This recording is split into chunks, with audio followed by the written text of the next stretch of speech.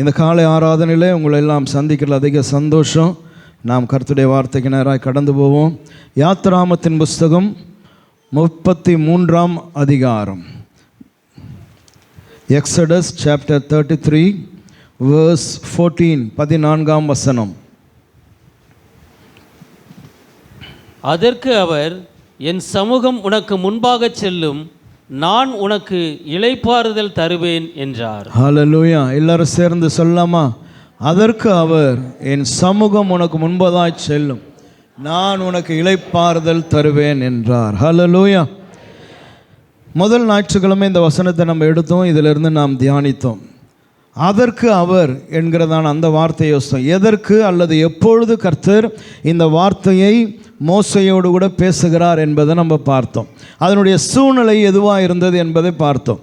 மோசே பாருங்க, சீனாய் மலைக்கு ஏறுவதும் இறங்குவதும் ஏறக்குறைய 8-9 முறை அவர் மலை மேலே ஏறுகிறதும் இறங்குறதையும் வேதமானது ரெக்கார்ட் பண்ணி வச்சிருக்குது. ஆனால் அதில் 2 முறை அவர் 40 நாட்கள் என்ன பண்ணுறாரு, போய் அந்த சீனா மலையில் தேவனுடைய சமூகத்தில் அவர் உட்கார்ந்துருக்கிறார். சோத்திரம். அது ரெண்டுமே ஒரு 40 நாட்கள், அதிகமான நாட்கள். மற்றதெல்லாம் அவர் போகிறாரு, சில விஷயங்களை பேசுகிறாங்க கர்த்தரிடத்தில், திரும்ப கீழே வரார், ஜனங்களோடு கூட பேசுகிறாரு, திரும்ப சில நேரங்களில் கர்த்தர் மேலே ஏறி வாண்டுறாரு, மேலே போகிறார். அப்படி 9 முறை மோசே என்ன பண்ணுறாரு, அந்த மலையின் மேலே அவர் ஏறி இறங்குறத வேதத்தில் நம்ம கவனிக்க முடியும். அப்போ இந்த முதல் முறை 40 நாட்கள் மோசேயை கர்த்தர் அழைத்த பொழுது, மோசே அங்கிருந்து தேவன் கொடுக்கிற பிரமாணங்களை எல்லாம் தேவன் எழுதி கொடுக்கும் பொழுது கீழே நடந்த சம்பவம் என்ன என்று நம்ம பார்த்தோம். உங்களுக்கு நினைவு இருக்கும்னு நினைக்கிறேன். ஆமென். ஹல்லேலூயா.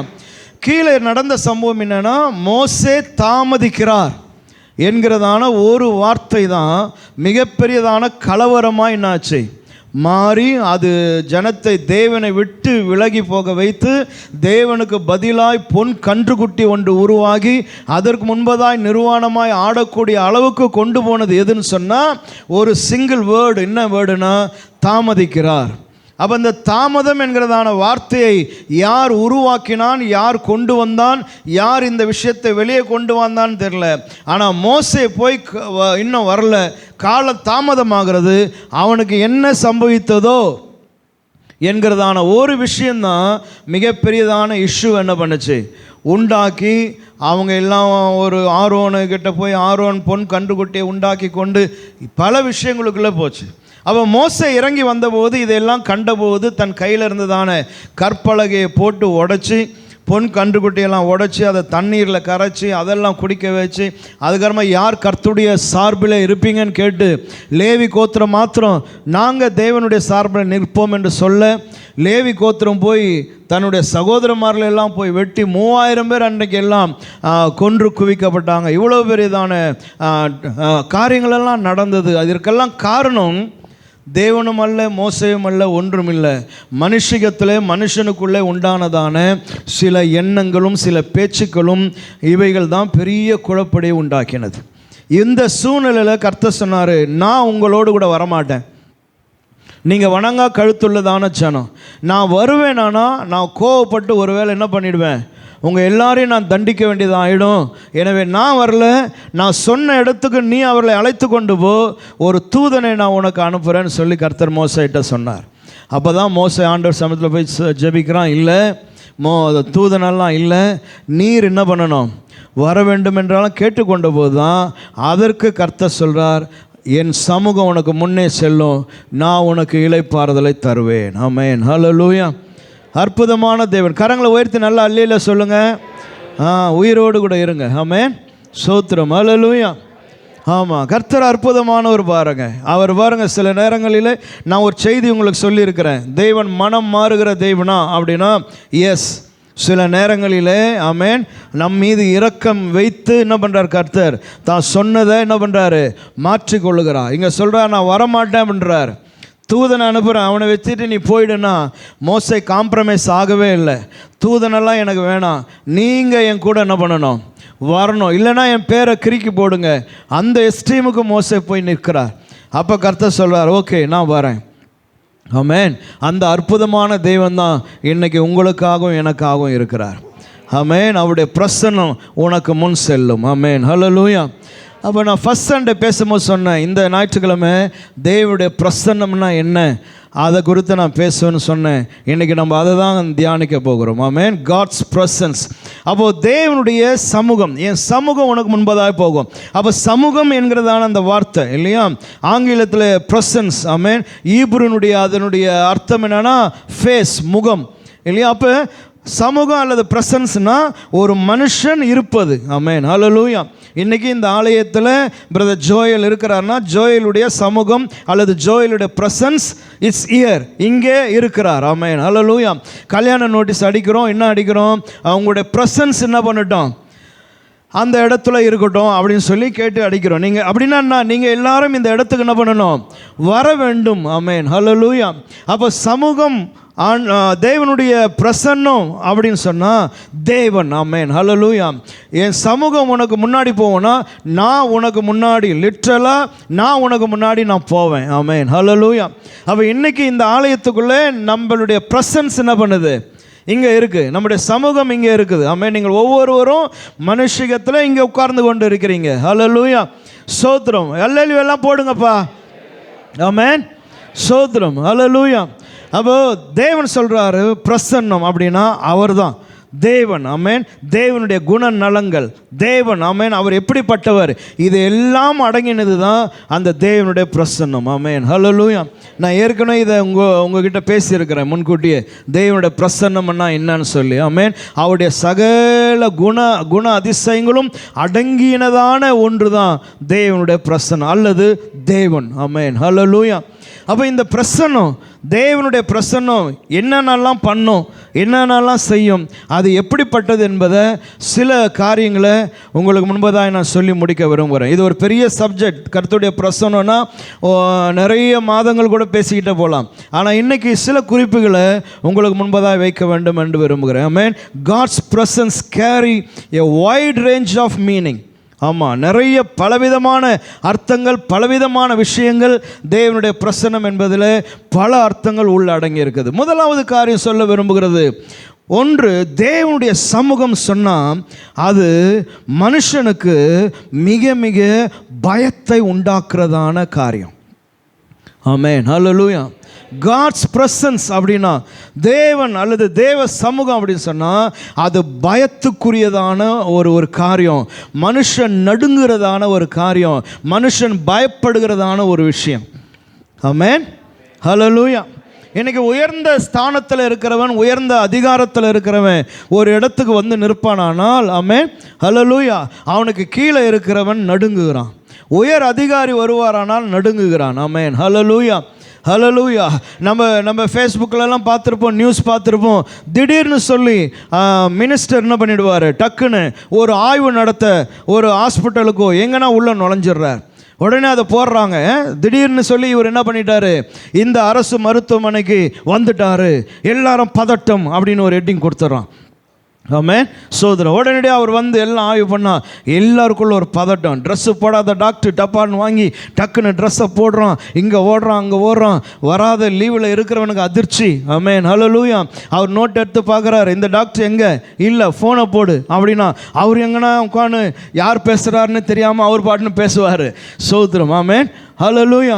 இதெல்லாம் நடக்குது பாருங்க. அப்போ என்னை விட உயர் அதிகாரி, எனக்கு மேலாக இருக்கிற ஒருவரை நான் பார்க்கும் பொழுது நான் பயப்படுகிறேன். காரணம், அவர் என்னை விட அதிகாரத்தில் வல்லமை உள்ளவர், அத்தாரிட்டி அண்ட் பவர் எல்லாவற்றிலும் மேலானவர். அதே தான் தேவனுடைய பிரசன்னம். அப்போ தேவனுடைய பிரசன்னம் மனுஷன் நடுங்கிறதான ஒன்று, மனிதன் பயப்படுகிறதான ஒன்று. ஆமென். ஹல்லேலூயா. வேதத்தில் முதல் ஆதாம் ஏவாளை குறித்து எழுதும் பொழுது, என்றைக்கு அவர்கள் தேவனுக்கு கீழ்ப்படியாமல் போனார்களோ அன்றைக்கு தேவனுடைய பிரசன்னத்தை விட்டு விலகி தன்னை அவர்கள் மறைத்து கொண்டார்கள். தேவனுடைய சமூகத்துக்கு அவங்க வர முடியல, அவர்களுக்குள்ள பயம் உண்டாயிற்று. ஆதியாகமத்தின் 3ஆம் அதிகாரம் 8ஆம் வசனத்தை வாசிங்க. பகலில் குளிர்ச்சியான வேளையிலே தோட்டத்தில் உலாவுகிற தேவனாகிய கர்த்தருடைய சத்தத்தை அவர்கள் கேட்டார்கள். அப்பொழுது ஆதாமும் அவன் மனைவியும் தேவனாகிய கர்த்தருடைய சந்நிதிக்கு விலகி தோட்டத்தின் விருட்சங்களுக்குள்ளே ஒளித்து. அதான் தேவனுடைய சந்நிதிக்கு, நான் தேவனுடைய பிரசன்னத்திற்கு விலகி அவர்கள் தோட்டத்திற்குள்ளே ஒளிந்து கொண்டார். அப்போ ஒவ்வொரு நாளும் தேவன் வருவார். ஸ்தோத்திரம், ஆமென். அவருடைய பிரசன்னம் அங்கே இருக்கும். அவங்க அங்கே இருப்பார், அவரோடு கூட பேசுவாங்க. ஆனால் இன்றைக்கு தேவனுக்கு கீழ்ப்படியாமல் போன பொழுது இன்றைக்கு அவர்களுக்குள்ளே வந்த தன்மை என்னன்னா, அந்த தேவ பிரசன்னத்தில் நிற்க முடியாமல் அவர்கள் போய் ஒளிந்து கொள்கிறதை பார்க்கிறோம். அப்போ தேவனுடைய பிரசன்னம் அப்படின்னு சொன்னால் அது மிக மிக மிக பயப்படத்தக்கதான ஒன்று. காரணம், அவர் சர்வ வல்லவர், அவர் பரிசுத்தர், அவர் நியாயாதிபதி, அவர்தான் எல்லாம். ஆமென், ஹல்லேலூயா, ஹல்லேலூயா. அப்படிப்பட்டது தான் தேவனுடைய பிரசன்னம்.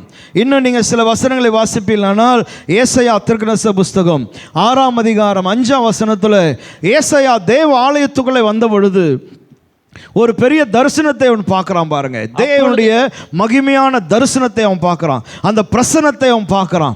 அதை பார்த்த மாத்திரத்தில் அவன் சொன்னதான காரியம் வாசிங்க. அப்பொழுது நான் ஐயோ ஐயோ அதமானேன், ஐயோ நான் அதமானேன், நான் அசுத்த உதடுகள் உள்ள மனுஷன், நான் அசுத்த உதடுகள் உள்ளதான மனுஷன், அசுத்த உதடுகள் உள்ள ஜனங்களின் நடுவில் வாசமா இருக்கிறவன். பாருங்க, அப்போ தேவனுடைய மகிமையையும் தேவனுடைய பிரசன்னத்தை பார்த்த மாத்திரத்தில் அவன் சொல்றான் ஐயோ என்கிறதான வார்த்தை அவனுக்குள்ள வருது. ஏன்னா அது அப்படி இருக்குது, அந்த பிரசன்னம் அது அவ்வளோ பயங்கரமாக இருக்குது.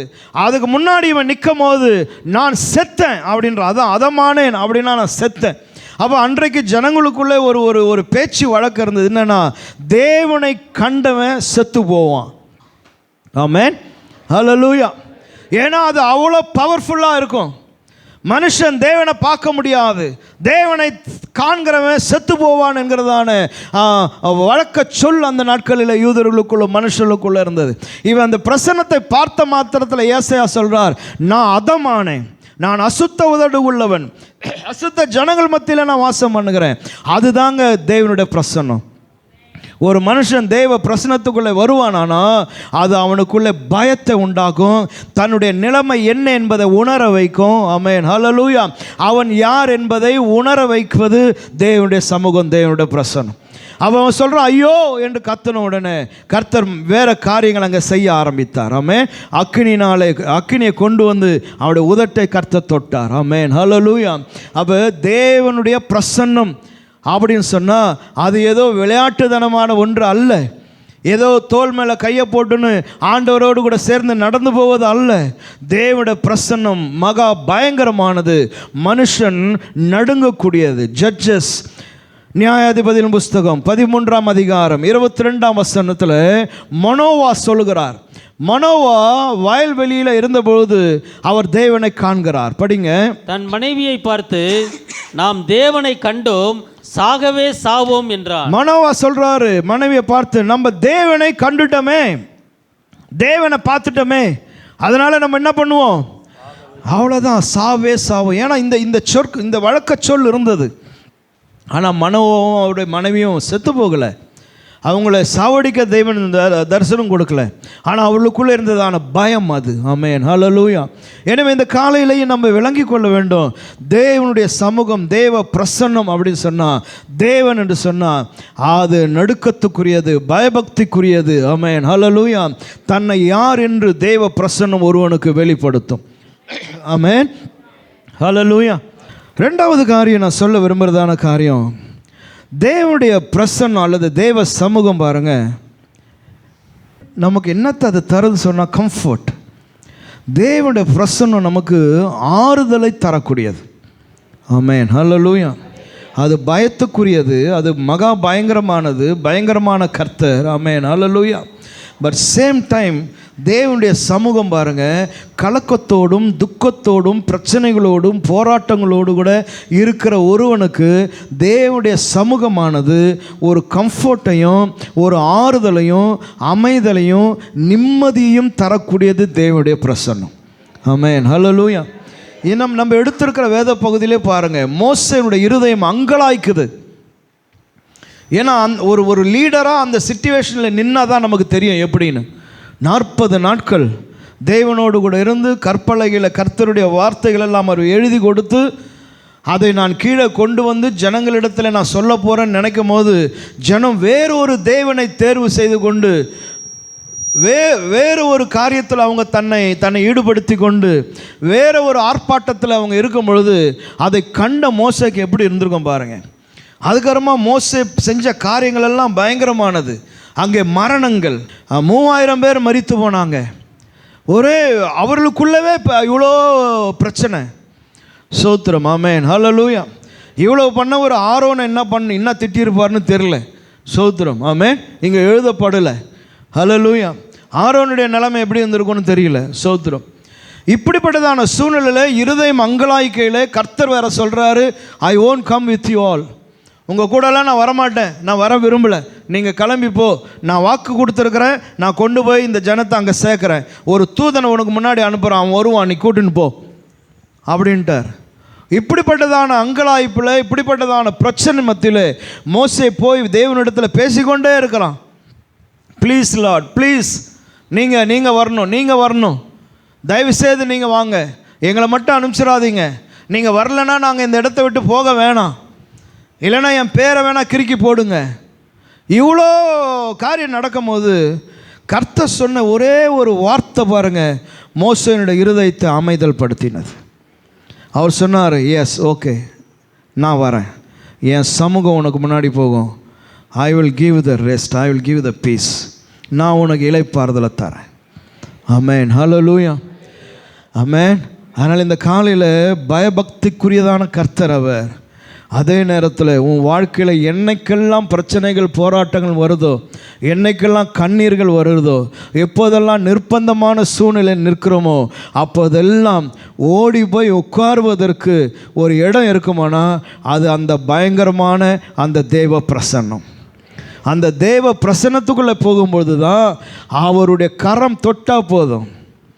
ஆமென், ஹல்லேலூயா. அவர் ஒரு பார்வை பார்த்தா போதும், அவர் வாயிலிருந்து ஒரு வார்த்தை சொன்னால் போதும், அது நம்மளுக்கு மொத்த கலக்கத்தையும் மாற்றி போடும். ஆமென். இருதயத்தில் இருக்கிற எல்லா பாரங்களையும் அது எடுத்து போடும். சோத்திரம், ஹல்லேலூயா. மிகப்பெரியதான அமைதலையும் மிகப்பெரியதான நிம்மதியையும் தேவ பிரசன்னம் உனக்கும் எனக்கும் தருது. சோத்திரம், ஹல்லேலூயா. ஆமாம். அதனால தான் இன்றைக்கி நீங்கள் விளங்கி கொள்ளணும், மனுஷனை நாடி மனுஷனை தேடி ஓடுகிறதான ஒரு கூட்டத்தில் நீங்கள் இருக்கக்கூடாது. நீங்களும் நானும் எந்த கூட்டத்தில் இருக்கணும்னா தேவ பிரசன்னத்தை நாடி ஓடுகிற கூட்டத்தில் இருக்கணும். பிரைஸ் தி லார்ட், ஹல்லேலூயா, ஆமென். அதனால் தேவனுடைய பிரசன்னம் அதற்குள்ளே வந்து உட்கார்ந்தினா போதும், உனக்கு வேண்டிய சகல ஆறுதலையும் நன்மையும் எல்லாம் அந்த பிரசன்னம் உனக்காய் வைத்திருக்குது. ஹல்லேலூயா, ஹல்லேலூயா, ஆமென், ஸ்தோத்திரம். அதனால் அதை தான் நீங்கள் புரிந்து கொள்ள வேண்டும். ஒரு வசனத்தை வாசிங்க, யோசுவாவின் புஸ்தகம் 1ஆம் அதிகாரம் 5ஆம் வசனம். Joshua chapter 1 verse 5. நீ உயிரோடு இருக்கும் நாளெல்லாம் ஒருவனும் உனக்கு முன்பாக எதிர்த்து நிற்பதில்லை.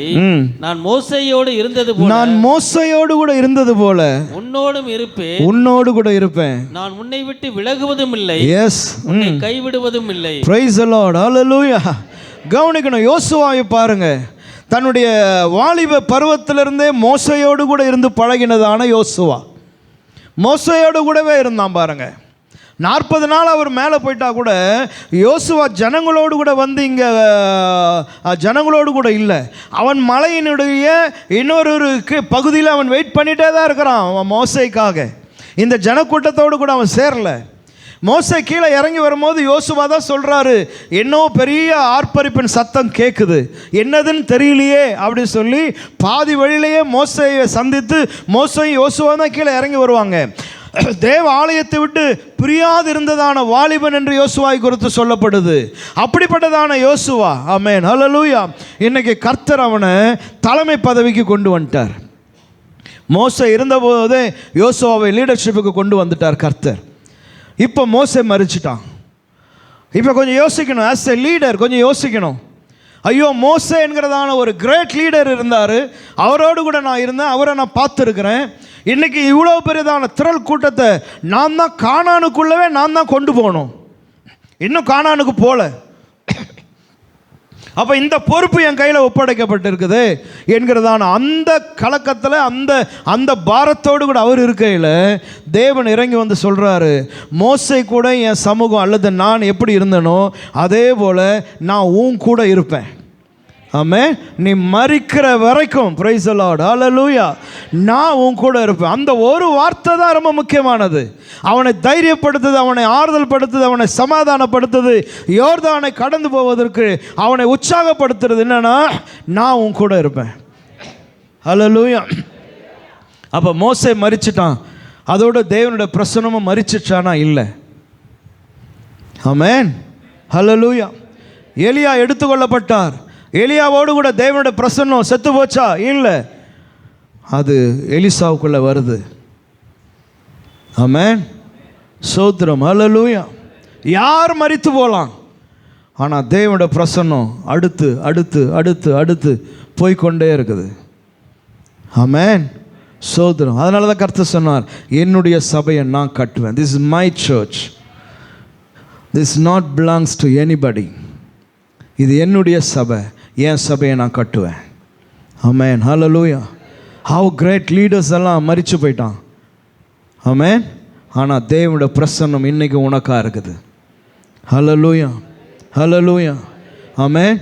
நீ ஒரு கிரேட் மேனை நீ பிடிச்சின்னு அவன் பின்னாடியே ஓடின்னு இருப்பேன்னா அவன் செத்தவொடனே நீயும் செத்துருவ. சொல்லுது புரியுதா? ஹல்லேலூயா. ஆமென். நான் யாரை நோக்கி ஓடுறேன்னா, ஃபாலோ மீன்னு சொன்னவரை, என்னை பின்பற்றி வா, அவ்வளோதான். ஆமென், ஹல்லேலூயா. நான் மரிக்கிற வரைக்கும் அவர் வாழ்ந்து கொண்டே இருப்பார். ஆமென். அதனால் இன்றைக்கி தெளிவாக விளங்கி கொள்ள வேண்டும். எவ்வளோ பெரிய கிரேட் லீடர்ஸாக இருந்தாலும் one day they will pass away. அவர் இந்த பூமியை விட்டு கடந்து போவாங்க. அவர்களுக்குள்ளே இருந்ததான பிரசன்னம் அது அவன் பிள்ளைக்கோ அவனுக்கோ எவனுக்கும் அது பாஸ் ஆன் ஆகி போயிட்டே இருக்கும். ஹல்லேலூயா. அதனால் உங்களோடு கூட அவர் இருக்கிறார். ஆமாம், யோசுவாவை பார்த்து சொன்னவர் தான் உன்னையும் பார்த்து சொல்கிறார், நான் உன் கூட இருக்கிறேன்.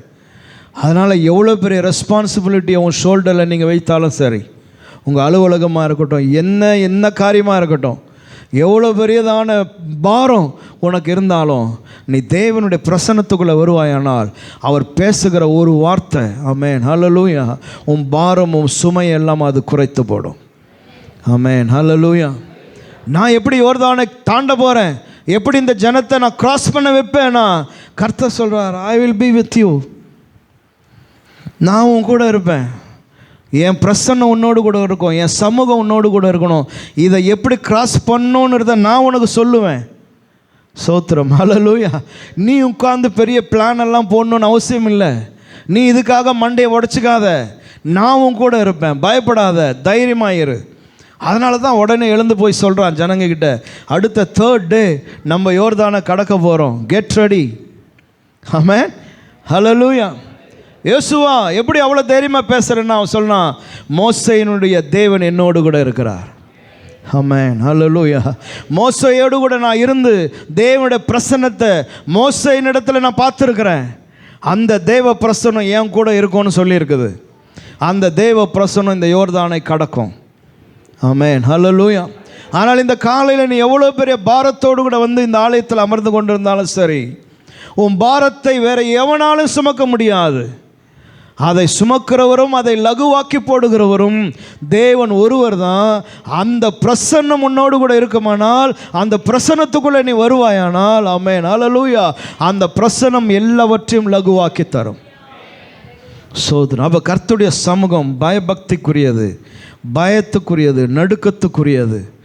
நான் யார் என்பதை வெளிப்படுத்த வல்லமை உள்ளது அது. 2வது, தேவ பிரசன்னமானது சோத்திரம் எனக்கு சமாதானத்தையும் ஆறுதலையும், ஆமென், தரக்கூடிய மகிமையான பிரசன்னம் அது. ஆமென், ஹல்லேலூயா. யாத்ராமம் 14ஆம் அதிகாரம் 10ஆம் வசனத்தில் வாசிக்கையில், யாத்ராம எக்ஸடஸ் சாப்டர் 14 verse 10, பார்வோன் சமீபத்து வருகிற போது, பார்வோன் சமீபத்து வரும் பொழுது இஸ்ரவேல் புத்திரர் தங்கள் கண்களை ஏறெடுத்து பார்த்து, இஸ்ரவேல் புத்திரர்கள் தங்கள் கண்களை ஏறெடுத்து பார்த்து எகிப்தியர் தங்களுக்கு பின்னே வருகிறதை கண்டு மிகவும் பயந்தார்கள். மிகவும் பயந்தார்கள். பயம், ஒரு விஷயத்தை பார்க்கும்போது பயம் உண்டாகிறது. பயப்படுகிறவன் யார் என்று பார்த்தால், தேவனாலே 10 வாதைகளை தான் அடிமையாய் வாழ்ந்த எகிப்திலே தேவன் செய்த அற்புதங்களை கண்கூடாய் கண்டவன் இன்றைக்கு பயப்படுகிறான். அப்படின்னா நீயும் நானும் எம்மாத்திரம்? ஆமென், ஹல்லேலூயா. எஸ், எனக்கு பயமா இருக்கு சொல்றதுக்கு வெட்கப்படாத. எஸ், சம்டைம் ரொம்ப பயமா இருக்கு. சம்டைம்ஸ் சில விஷயங்களை பார்க்கும்போது பயமா இருக்கு. அதனால் அவன் தன் கண்களை ஏறெடுத்து தனக்கு பின்னாடி வருகிறதான அவனை பார்க்குறான்.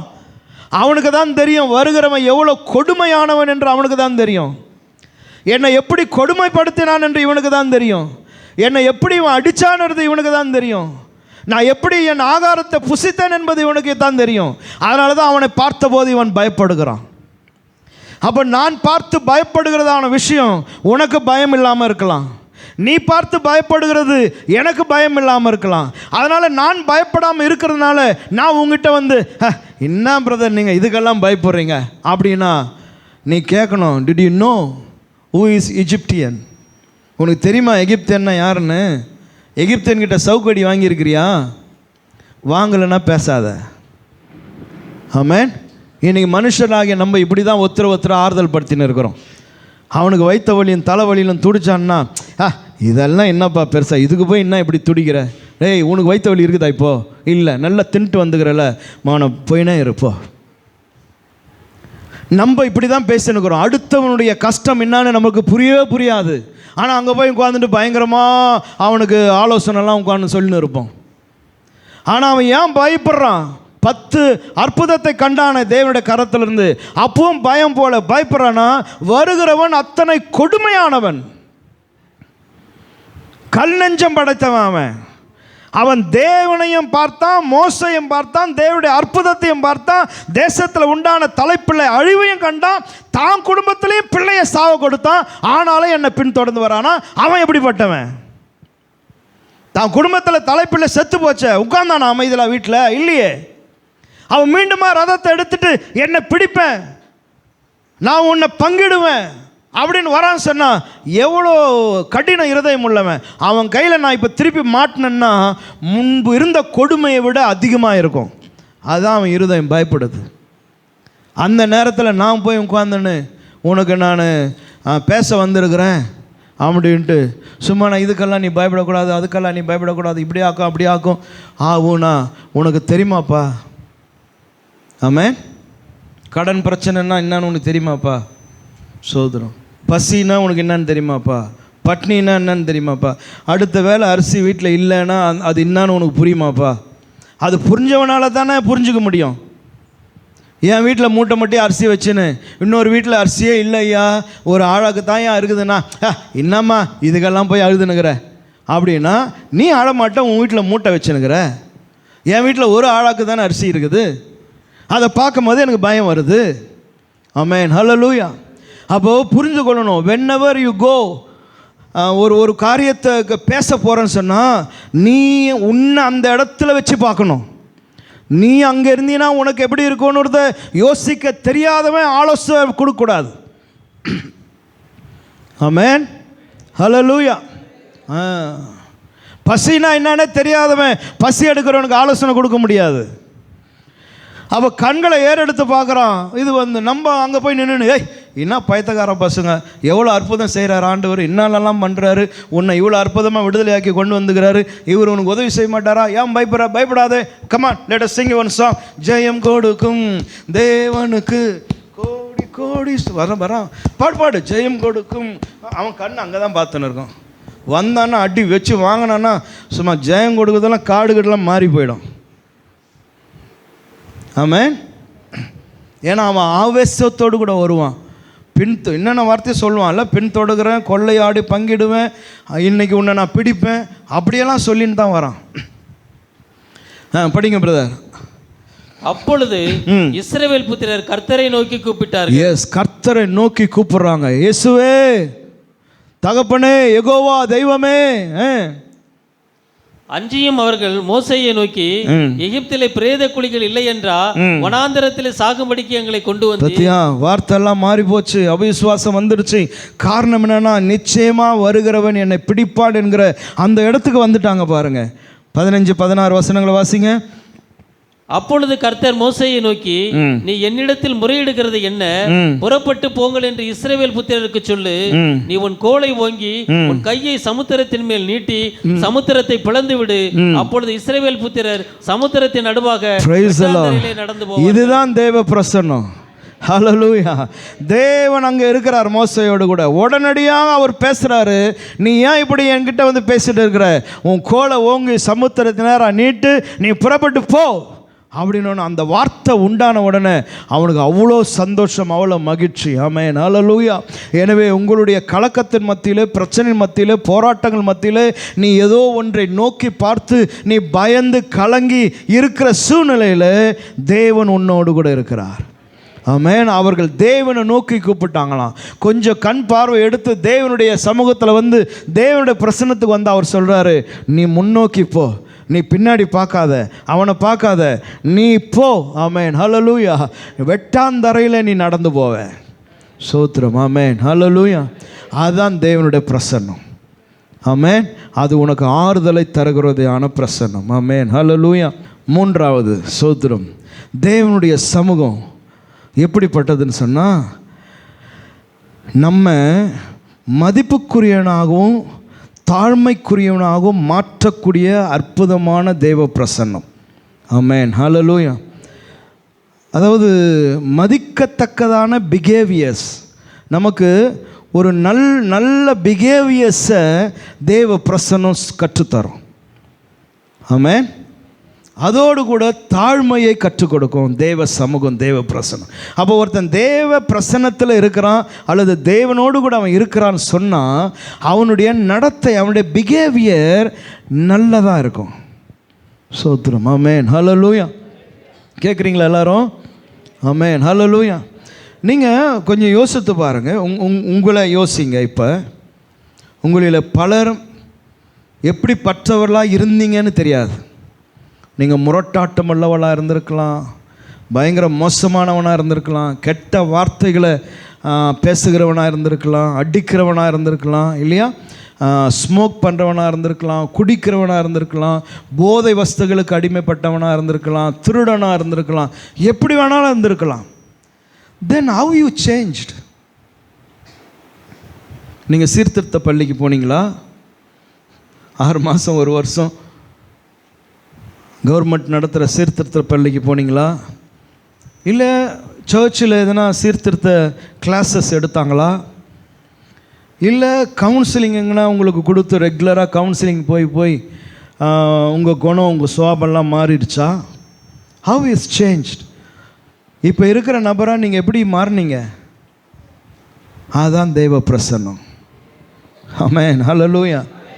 தேவ பிரசன்னத்துக்குள்ளே வர வர வர வர வர ஆமென், அந்த பிரசன்னத்தை உன் சரீரத்திலும் சிந்தனையிலும் எண்ணங்களிலும் நீ உணர உணர உணர உணர அது ஒரு நல்ல பிஹேவியரை, நல்ல நடத்தையை, நல்ல வாழ்க்கையை உனக்கும் எனக்கும் தந்திருக்குது.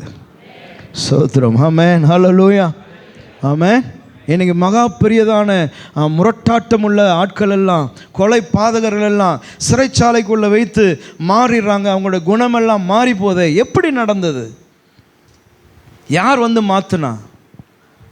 இல்லை.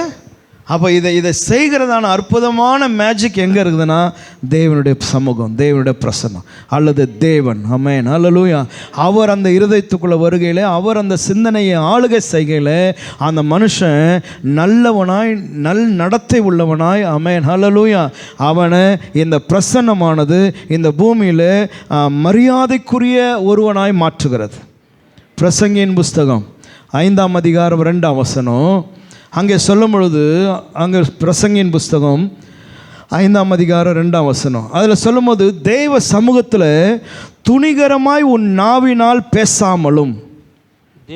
படிக்கும்போது, தேவ சமூகத்தில் நீ துணிகரமாய் உன் வாயினால் பேசாமலும் மனம் பதறி ஒரு வார்த்தையை சொல்லாமலும் இரு.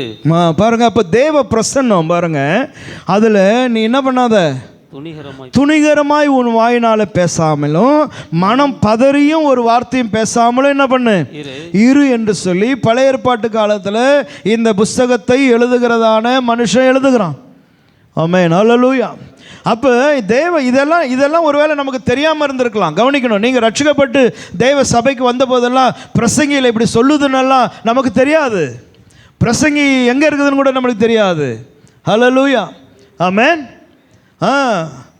அதனால் இதெல்லாம் படிச்சுட்டு இதெல்லாம் தெரிஞ்சுன்னு ஒன்றும் நம்ம இருப்பா நான் தேவ பிரசனத்தில் இருக்கிறேன், இப்போ நான் கெட்ட வார்த்தை பேச மாட்டேன், நான் வெளியே வந்துட்டு பேசுகிறேன் அப்படின்னா நம்ம மாறின்னு இருக்கிறோம். இல்லை, ஒரு பெரிய மாற்றத்தை தேவ பிரசன்னம், தேவ சமூகம் உங்களிலும் என்னிலும் உண்டாக்கி இருக்குது. பிரைஸ் தி லார்ட், ஹல்லேலூயா, ஹல்லேலூயா. ஆமாம், அப்போ யாக்கோபுக்காரன் சொல்கிறார் 4:10, ஜேம்ஸ் 4:10, தாழ்மைப்படுங்கள் அப்போது அவர் உங்களை உயர்த்துவார். ஆமென், ஹல்லேலூயா. அப்போ தாழ்மை உள்ளவனுக்கு கர்த்தர் கிருபை தருகிறார். தாழ்மைப்படுங்க. அப்போது இந்த இந்த இந்த அனுபவங்கள் எல்லாம் எப்படி நமக்குள்ளே உண்டாயிற்று அப்படின்னு சொன்னால், நான் தேவ சமூகத்தில் இருக்க இருக்க இருக்க இருக்க என்னை அறியாமலேயே இந்த நற்குணங்கள் எல்லாம் எனக்குள்ளே உருவாகிறது. அதனால தான் ஆலயத்துக்கு வாங்க, தேவ சமூகத்தில் இருங்க, பைபிளை படிங்க, ஜெபம் பண்ணுங்க சொல்லுவதற்கு காரணம் என்னன்னா, நீ நினைக்காத, நீ அறியாத பலவிதமான காரியங்களை உங்கள் வாழ்க்கையில் மாற்றங்களை இந்த வேத வசனமும் தேவ சமூகமும் உருவாக்கி தரும். ஆமென், ஹல்லேலூயா, ஆமென், ஸ்தோத்திரம். அடுத்த காரியம், தேவனுடைய சமூகம் என்ன பாருதுன்னா, தேவன் தன்னை எப்படி வெளிப்படுத்துகிறார். ஸ்தோத்திரம், ஆமென். எங்கே தன்னை வெளிப்படுத்துகிறார். ஆமென், ஹல்லேலூயா. அது ரொம்ப முக்கியமானது. அப்போ ரொம்ப சிம்பிளாக பைபிள் சொல்கிறது என்னன்னு சொன்னால், நடராஜ் முதலர் ஐயா ஒரு பாட்டு பாடுவார், இயேசுவை நான் எங்கே காணலாம், இல்லையா? நடராஜ முதலியார் தெரியுமா? ஒரு சிலருக்கு தெரியும், இல்லையா? சோதரன், அவர் சவுத் ஆப்பிரிக்காவை சேர்ந்தவர். அவர் தான் பத்மா முதலியார் அவங்களுடைய கணவனார். சோதரன் அக்காடின் வாஸ்து பாடுவார், இயேசுவை நாம் எங்கே காணலாம், அவர் பேசுவதை எங்கே கேட்கலாம், இயேசுவை நான் எங்கே காணலாம். எங்கே பார்க்குறது அவரை? எந்த அட்ரஸுக்கு போகிறது?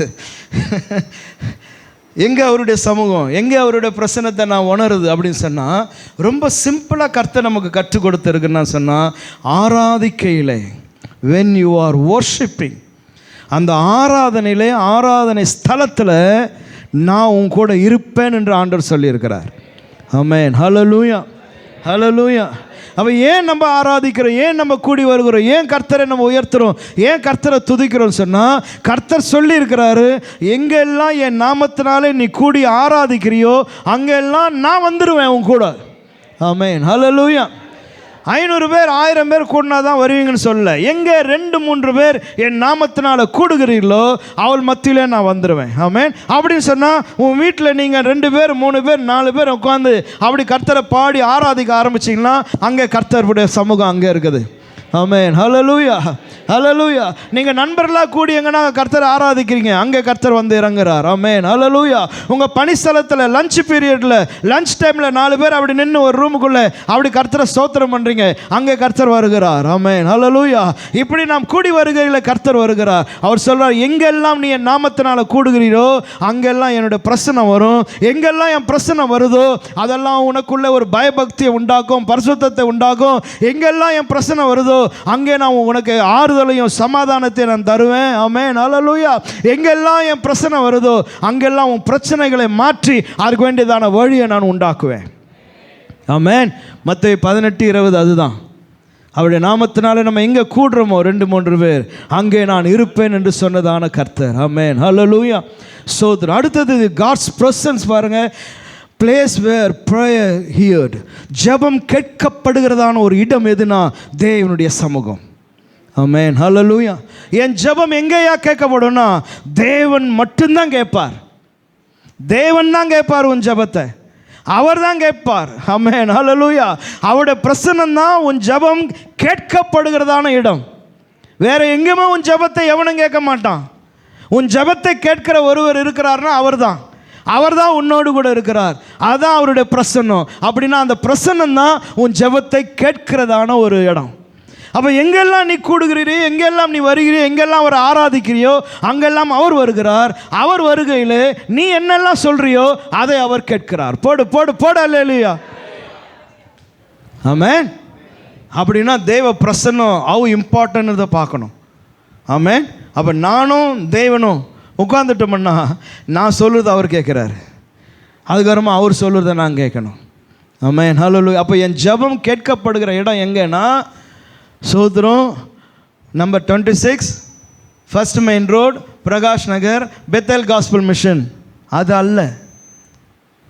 உன் ஜெபம் கேட்கப்படுகிற இடம் எதுன்னு சொன்னால் தேவனுடைய சமூகம், தேவனுடைய பிரசன்னம். ஆமென், ஹல்லேலூயா. இந்த பெத்தேல் காஸ்பல் மிஷனில் நான் இங்கெல்லாம் கூடி வந்து இங்கே கர்த்தரை ஆராதித்து இங்கே நம்ம ஒரு விண்ணப்பத்தை ஏறெடுக்கையில் அவர் அங்கே இருக்கிறார். அப்போ அவர் கேட்கிறார். ஆமென். ஒவ்வொரு வெள்ளிக்கிழமையும் இங்கே ஜெபம் நடக்குது பாருங்கள். எத்தனை பேர் வராங்கன்றது எனக்கு முக்கியமே இல்லை. சோத்திரம். வருவங்க எல்லாமே அற்புதமானவங்க. ஆமென், சோத்திரம், ஹல்லேலூயா. ஒவ்வொரு வெள்ளிக்கிழமையும் ரொம்ப மகிமையாக ரொம்ப ஸ்வீட்டாக இருக்கும். ஏன்னா அவ்வளோ பிரசன்னத்தை நாங்கள் உணர்வோம். வரவங்களுக்கு தான் தெரியும். ஆமென், ஹல்லேலூயா, சோத்திரம். இந்த குறிப்புக்கு தான் ஜெபம் பண்ணணும்லாம் நான் குறிப்புலாம் எழுதின்னு வரவே மாட்டேன். சோத்திரம். நான் வந்து ஆரம்பிப்பேன், ஆனால் எல்லாருக்காகவும் நாங்கள் ஜெபம் பண்ணுவோம். உங்கள் எல்லாரையும் நாங்கள் நினைக்கிறோம். ஆமென், ஹல்லேலூயா. அப்போது தேவனுடைய சமூகத்தில் உங்களை எல்லாரையும் நான் கொண்டு வரேன். அன்பரசு எங்கே இருப்பார்? அம்பத்தூர் ஓட்டியில் ஆஃபீஸில் உட்கார்ந்து இருப்பார். நாங்கள் எங்கே இருக்கிறோம்? இங்கே தேவ பிரசன்னத்தில் இருப்போம். இங்கே தேவ பிரசன்னத்தில் இருந்து கொண்டு யாரை இங்கே கூட்டின்னு வரோம்? அல்லது யார்கிட்ட நாங்கள் தேவ பிரசன்னத்தை அனுப்புகிறோம்? ஆண்டவரே, அன்பரசுக்காக ஜெபிக்கிறோம். வேலைக்கு போயிருக்கிற எல்லா சகோதரமார்களுக்காக ஜெபிக்கிறோம். ஆமென். அவங்கவுங்க பணி ஸ்தலத்தில் தேவ பிரசன்னம் அவங்களோடு இருக்கணும். ஆமென். எல்லா மனுஷர் கண்களிலும் தயவு உண்டாக்கணும். அவருடைய கையின் பிரயாசம் ஆசீர்வாதமாக மாறணும். அந்த வேலையை செய்யக்கூடிய பலனையும் கிருபையும் தரணும்னு சொல்லி உங்களை எல்லாம் நாங்கள் என்ன பண்ணுறோம்? தேவனுடைய பிரசன்னத்துக்குள்ளே கொண்டு வருகிறோம். மறந்துடாதீங்க. வசனம் வாசிக்கிறேன் பாருங்க. பசிக்கிட்டோம் இன்னைக்கு, விட்டப்பாடு இல்லை இன்னைக்கு. 2 சாமுவேலின் புஸ்தகம் 21ஆம் அதிகாரம் 1ஆம் வசனம். 2 சாமுவேல் 21:1 பாருங்க.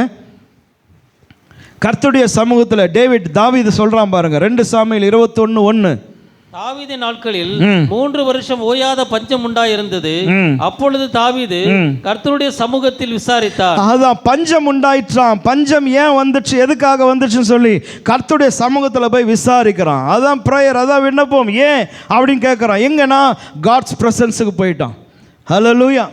அதுதான் இங்கே நடக்குது. ஆமென். அப்போ ஜெபம் என்பது என்னன்னா, தேவனுடைய பிரசன்னத்தில் நான் நம்முடைய விண்ணப்பத்தை கொண்டு வருகிறோம். நம்முடைய விண்ணப்பத்தை கேட்கிறவர் அங்கே இருக்கிறார். எழுதுறவங்க வேகமாக எழுதிக்கணும். 1 தெசலோனிக்கேர் 1ஆம் அதிகாரம் 2ஆம் வசனம் பாருங்க.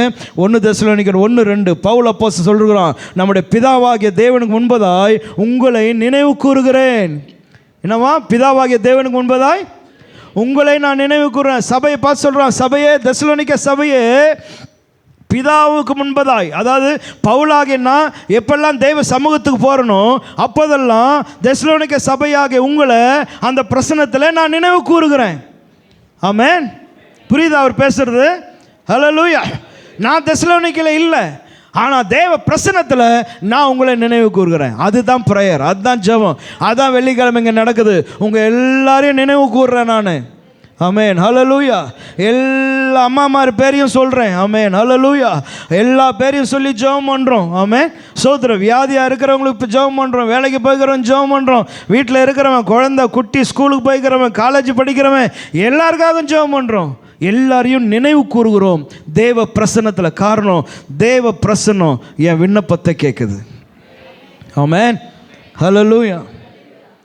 God's presence, it's also a presence of judgment. தேவனுடைய சமூகம் நியாயம் தீர்க்கிற இடம். ஆமென். ஒரு நாள் வரும், முழு உலகத்தையும் தேவன் உட்கார்ந்து நியாயம் தீர்ப்பார். எல்லாவனும் தேவ பிரசன்னத்துக்கு முன்னாடி வந்து நிற்கணும். ரெவலேஷன் சாப்டர் 20 verse 11 and 12 எழுதிக்கோங்க. வெளிப்படுத்தல் 20, 11, 12. தேவன் வெள்ளை சிங்காசனத்தில் உட்காருவார். எல்லாரும் தேவனுடைய பிரசன்னத்துக்கு முன்னாடி வந்து நிற்கணும். தேவன் தான் எல்லா ஜனத்தையும் நியாயம் தீர்ப்பார். அட் லாஸ்ட் ஃபைனலி நான் சொல்லி முடிக்கிறேன். தேவனுடைய பிரசன்னம் பிளேஸ் ஆஃப் blessing. ஆமென், ஹல்லேலூயா. தேவனுடைய சமூகம் எனக்கு உனக்கும் ஒரு ஆசீர்வாதத்தின் இடம். போடுவார் அல்லேலூயா, ஹல்லேலூயா. அப்போஸ்தலர் நடபடிகள் 2ஆம் அதிகாரம் 25 வாசிங்கன்னு சொன்னால் தாவீது சொல்லுகிறாரு, அவர் எனது வலது வருஷத்தில் இருக்கிறபடினாலே நான் அசைக்கப்படுவதில்லை. It's a blessing. தேவனுடைய சமூகம் என்னோடு கூட இருக்கிறதுனால நான் அசைக்கப்படுவதில்லை. ஆக்ட்ஸ் சாப்டர் 2 அப்போஸ்தலர் 2:25. ஓகே, சோத்திரம். அப்போ தாவீது சொல்கிறான், நான் அசைக்கப்படுவதில்லை, காரணம் அவர் என்னோடு கூட இருக்கிறார். அப்போ தேவனுடைய பிரசன்னம் இந்த காலையில் உங்களுக்கு எனக்கும் மிகப்பெரியதான blessing. ஆமென், ஹல்லேலூயா. எப்போதெல்லாம் கர்த்தருடைய சமூகத்துக்கு வருகிறோமோ அப்போதெல்லாம் கர்த்தர் இருக்கிறார்னா எவ்வளோ பெரிய blessing. ஹல்லேலூயா, ஹல்லேலூயா. நான் வரும்போதெல்லாம் அவர் என்னோடு கூட வருகிறார். ஆமென், சோதரர். அவரை துதிக்கையிலெல்லாம் அவர் என்னோடு கூட இருக்கிறார். என் விண்ணப்பத்தை கேட்குறார், என் துதியை கேட்குறாருன்னா அவர் சொல்கிறார், நான் வந்து உன்னை நான் ஆசீர்வதிப்பேன். என்னை பிரஸ்தாபம் பண்ணுகிற எந்த இடத்துக்கும் நான் வந்து உன்னை ஆசீர்வதிப்பேன். அப்போ கர்த்தருடைய சமூகம் எனக்கு பயத்துக்குரியதான இடம். பட் சேம் டைம் அந்த பயத்துக்குரியதான இடம் தான் எனக்கு பிளஸ்ஸிங்கான இடம். ஆமென், ஹல்லேலூயா, ஹல்லேலூயா. ஆமாம், கடைசியாக மத்தேயு 28:10 என் தேவன் சொல்லிவிட்டு போனது இதுதான். மத்தேயு 28:10. அப்பொழுது இயேசு அவர்களை நோக்கி, பயப்படாதிருங்க. சொல்லுங்க, பயப்படாதிருங்க. பக்கத்தில் இருக்கிற ஆளை பார்த்து சொல்லுங்க, பயப்படாதிருங்க. ஹல்லேலூயா. இப்போ நீ கேளு, ஏன் நான் பயப்படக்கூடாதுன்னு. சும்மா பயப்படக்கூடாதுன்னு சொன்னால் எப்படி? அடுத்த கேள்வி கேட்கணும்ல, ஏன் நான் பயப்படக்கூடாது? கேளு, ஏன் நான் பயப்படக்கூடாது? இப்போ சொல்லு, நீ ஏன் பயப்படக்கூடாது? படிங்க. பயப்படாதிருங்கள். அப்போது இயேசு அவர்களை நோக்கி, பயப்படாதிருங்கள், நீங்கள் போய் என் சகோதரர் கலிலேயாவுக்கு போக. 20ஆம் வசனம் போடு ஐயா. 28:20 போடு. 28:20 படிங்க. உங்களுக்கு கட்டளையிட்ட யாவையும் அவர்கள் கை கொள்ளும்படி அவர்களுக்கு உபதேசம் பண்ணுங்கள். இதோ. ஏன் பயப்படக்கூடாது? இதோ ஏன் பயப்படக்கூடாது? இப்போ கேள்விக்கு பதில் சொல்லி, நீ இதோ உலகத்தின் முடிவு பரியந்தம் சகல நாட்களிலும் என் ஆண்டவராக இயேசு என்னோடு உன்னோடு கூட இருக்கிறார். ஹல்லேலூயா. ஆமாம், அதனால தான் அவர் சொல்கிறாரு, ஃபியர் நாட், பயப்படாத. உலகத்தின் முடிவு பரியந்தம், நீ சாகிற வரைக்கும்னு சொல்ல. ஆமாம், நீ பாதியில் போயிடுவ. நீ போயிட்டாலும் நான் என்ன பண்ணுவேன்? இருப்பேன். உன் பிள்ளைகளோடும் பேர பிள்ளைகளோடும் குடும்பங்களோடும் வம்சத்தோடு கூட நான் இருப்பேன். உலகத்தின் முடிவு பரியந்தம் நான் உன் கூட இருப்பேன். ஆமென். அதனால் உன் இருதயம் கலங்க வேண்டாம், பயப்பட வேண்டாம். என் மீது விசுவாசமாயிரு, பிதாவின் மீது விசுவாசமாயிரு. அப்போ தேவனுடைய பிரசன்னம் it's a great blessing for you and me. ஆமென், ஹல்லேலூயா. நாம் கண்களை மூடி ஜெபம் பண்ணுவோம். ஸ்தோத்திரம் ஆண்டவரே, ஹல்லேலூயா. தகப்பனே, உம்மை நன்றியோடு துதிக்கிறோம். நீர் எங்களுக்கு எத்தனை ஆசீர்வாதமான தேவன் ஆண்டவரே. நீர் பயத்துக்குரியவர், நீர் பக்திக்குரியவர், நீர் பரிசுத்தத்துக்குரியவர், நீர் நீதிக்குரியவர், எங்களை பரிசுத்தமாக்குறதான கர்த்தர். ஹல்லேலூயா. உம்முடைய மகிமையான பிரசன்னத்துக்காய் உமக்கு நாங்கள் நன்றி ஏறெடுக்கிறோப்பா. நீர் எங்களோடு கூட இருக்கிறதற்காய் ஸ்தோத்திரம். உலகத்தின் முடிவு பரியந்தம் சகல நாட்களிலும் நான் உங்களோடு கூட இருப்பேன் என்று சொன்னீரேன். மோசே, பயப்படாத, நான் உன் கூட வரேன். என் சமூகம் உனக்கு முன்பதாய் செல்லும், உனக்கு நான் இளைப்பாறுதல் தருவேன் என்று சொன்னீரேன். மோசையோடு கூட இருந்தது போல நான் உன்னோடு கூட இருப்பேன் என்று சொன்னீங்களப்பா. இந்த காலையில் கலக்கத்தோடு பயத்தோடு திகிலோடு ஆண்டவரே, தன் கண்களின் பார்க்கிற காட்சிகளினாலே பயந்து போய் கலங்கி போயிருக்கிற எல்லா கலக்கங்களும் உம்முடைய பிரசன்னத்தினாலே மாறட்டும் ஆண்டவரே. ஹல்லேலூயா. ஸ்தோத்திரம் ஆண்டவரே. ஆமென், ஹல்லேலூயா. இன்று கண்கிற இந்த எகிப்தியனை இனி காண மாட்டேன்னு சொன்னீங்களப்பா. நன்றி ஆண்டவரே. ஆறுதலும் சமாதானம் உண்டாகட்டும். வியாதிகள் பலவீனங்கள் எல்லாம் சரீரங்களை விட்டு மாறட்டும் இயேசுவின் நாமத்தினால. உங்களோட பிரசன்னம் தொடுவதாக சரீரங்களை, உங்களோட வல்லமை தொடட்டும் ஆண்டவரே. எல்லா சபிக்கப்பட்டதான வியாதியின் கூறுகள் இயேசுவின் நாமத்தினாலே சரீரங்களை விட்டு போகும்படியாக கட்டளையிடுகிறேன் ஆண்டவரே. ஹல்லேலூயா, ஹல்லேலூயா. உங்களுடைய பிரசன்னம், உங்களுடைய வல்லமை ஒவ்வொருவரையும் தொடட்டும் ஆண்டவரே. நீ தொடுகிறதற்காய் ஸ்தோத்திரம். கர்த்தர் ஒவ்வொருவரையும் ஆசீர்வாதத்தோடு கூட அனுப்புங்க. இயேசு கிறிஸ்துவின் மூலம் வேண்டிக் கொள்கிறோம் எங்கள் நல்ல பிதாவே. என் ஆத்துமாவே கர்த்தரை ஸ்தோத்ரி, என் முழுமே அவருடைய பரிசுத்த நாமத்தை ஸ்தோத்திரம்.